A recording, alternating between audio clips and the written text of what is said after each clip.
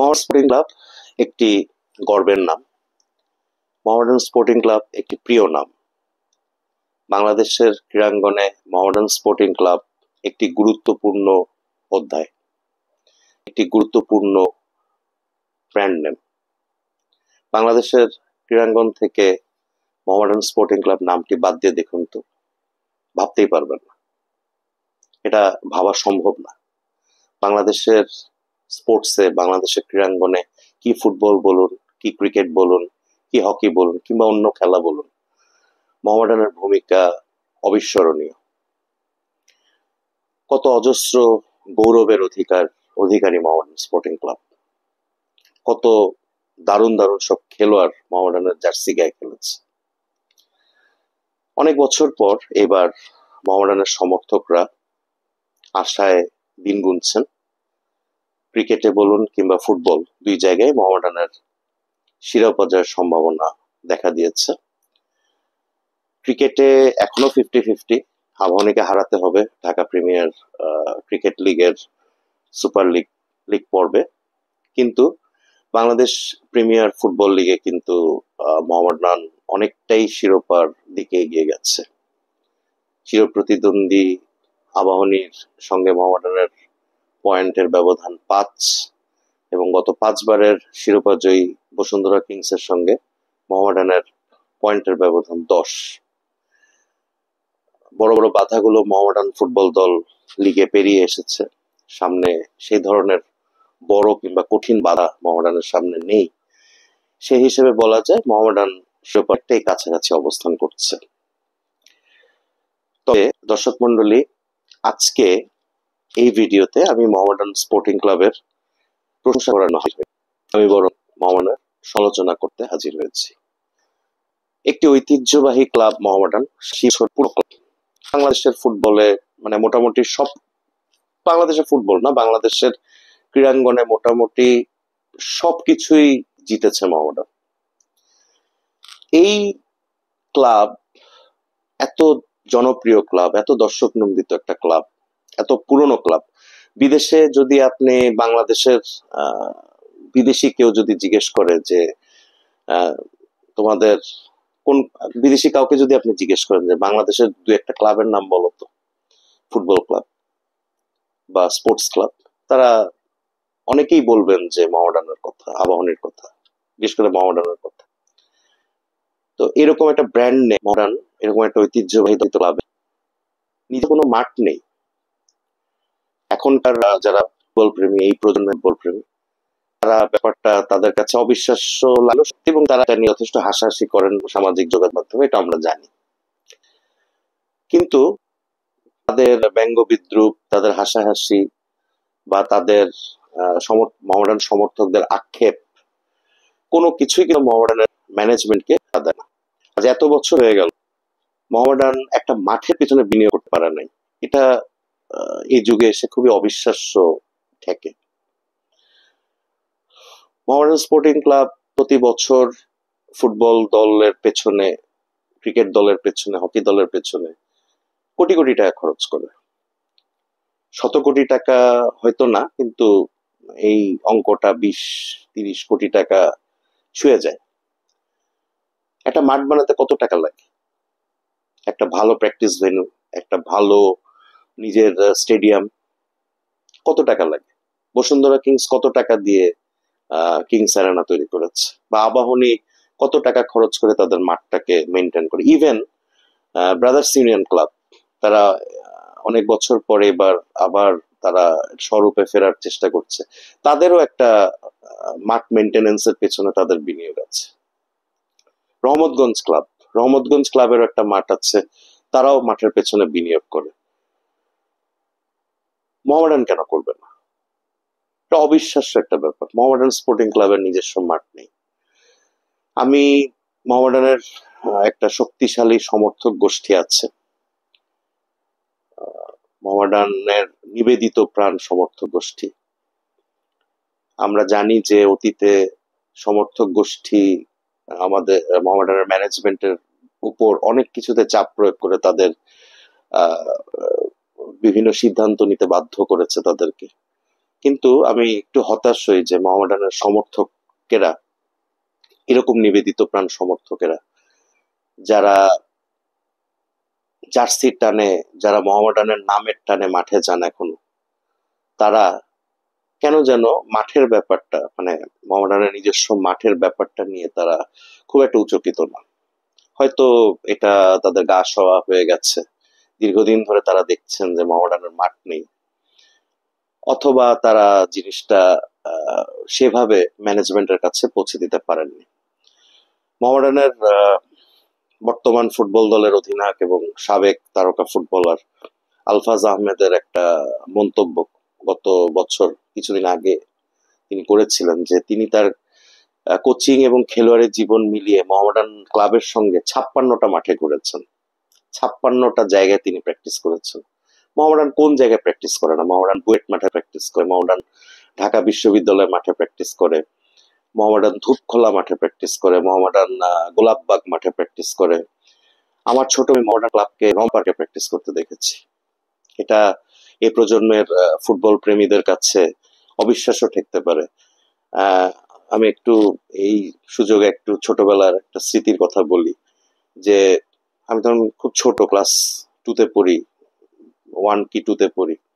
আমার বাসা ছিল কাকরাইল সেগুনবাগিচার দিকে। তো বিকেলবেলা বাবার সঙ্গে রমনা পার্কে বেড়াতে যাওয়ার একটা বাতিক তৈরি হয়েছিল আমার মধ্যে। তবে ওই তখন থেকে মোহামেডান একদিন ফুটবল ফলো করি। তো একদিন মোহামেডান একদিন আমি ইয়েতে যে রমনা পার্কে যে অবিশ্বাস্য আমার কাছে লাগলো যে মোহামেডান ক্লাব প্র্যাকটিস করছে। সেই সময় নাসের হেজাজি কোচ, এমেকা ইজিউগো মোহামেডান ক্লাবে খেলে, নাইজেরিয়ান ফুটবলার ভিজেন তাহেরি খেলেন, নালজেগারের মতো ফুটবলার খেলেন, কায়সার হামিদ, রুমান বিন ওয়ালি সাব্বির, ইমতিয়াজ সুলতান, জনি, সাইদ হাসান কানন, সব তারকা, স্বপ্নের তারকা আমাদের কাছে।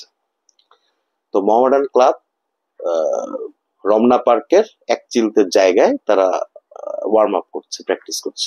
এরকম অবিশ্বাস্য দৃশ্য, এটা কিন্তু ওই আজ থেকে 36-37 বছর আগে যে দেখে শেষ হয়ে গেছে জিনিসটা সেরকম না।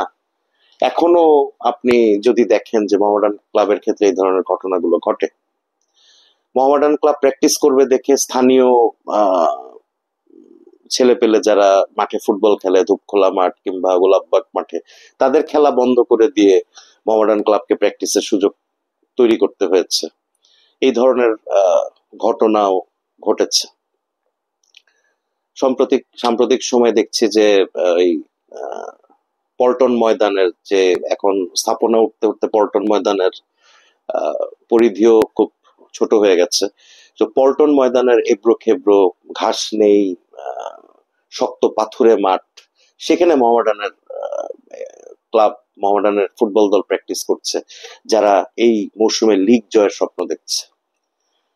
এটা সাবেক মোহামেডানের ফুটবলার কিংবা কোচ কিংবা যারা মোহামেডান সংশ্লিষ্ট তাদের জন্য অত্যন্ত হতাশা এবং অত্যন্ত মানে ব্যথাতুর একটা ব্যাপার।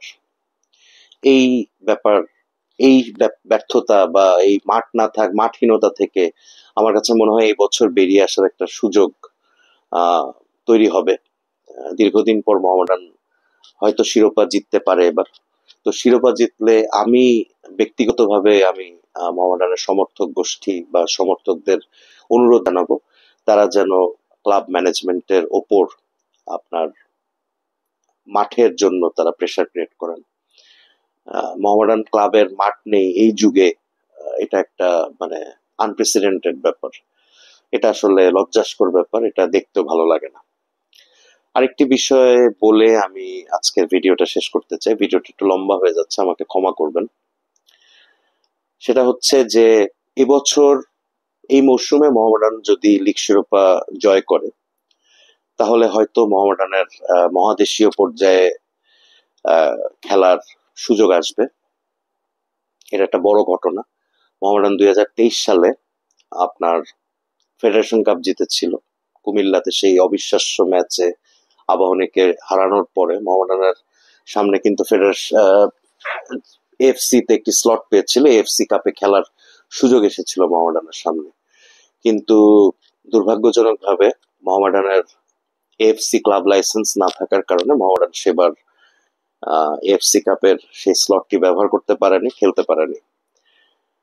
কিছু ক্রাইটেরিয়া ফুলফিল করতে হয় মোহামেডান, বাবাহনী বা যে কোনো ক্লাবের এই ক্লাব লাইসেন্স পেতে। তো বাংলাদেশ থেকে এখনো পর্যন্ত ক্লাব লাইসেন্স যারা আবেদন করেছে তাদের মধ্যে গত কয়েক বছর ধরে ক্লাব লাইসেন্স পেয়ে যাচ্ছে হচ্ছে আবাহনী এবং বসুন্ধরা কিংস। মাঠ, নিজস্ব ভেন্যু ক্লাব লাইসেন্সিং এর একটি গুরুত্বপূর্ণ অনুষঙ্গ। তো এবারও শুনছি যে মোহামেডান লাইসেন্সিং এর জন্য অ্যাপ্লাই করছে বা করবে বা করেছে।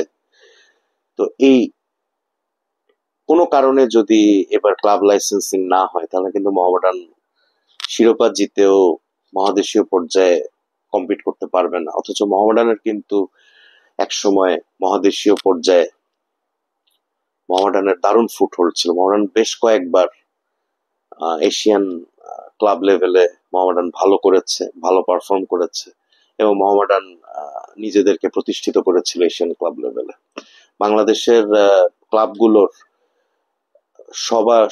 বাকি সবগুলো ক্লাব মিলিয়ে যেই সাফল্য, মোহামেডানেরই কিন্তু অনেক বেশি সাফল্য এশিয়ান পর্যায়ে ছিল একসময় অতীতে।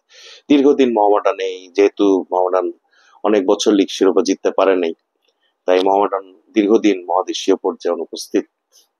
অন্য ক্লাবগুলো খেলেছে, আবাহনী নিয়মিত খেলেছে, বসুন্ধরা কিংস তো গত কয়েক বছর ধরে খেলছে।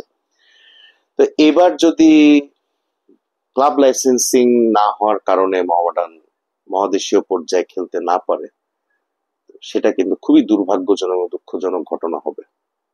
আমরা চাই যে এবার মাঠ রাতারাতি সম্ভব নয়, মাঠের জন্য বিনিয়োগ করতে হবে, জায়গা খুঁজে বের করতে হবে। এই প্রক্রিয়াগুলো মোহামেডান এই বছর শুরু করবে এবং আমি সমর্থকদের অনুরোধ করব তারা যেন ক্লাব কর্তৃপক্ষের কাছে উপর এই ব্যাপারগুলো নিয়ে চাপ সৃষ্টি করেন।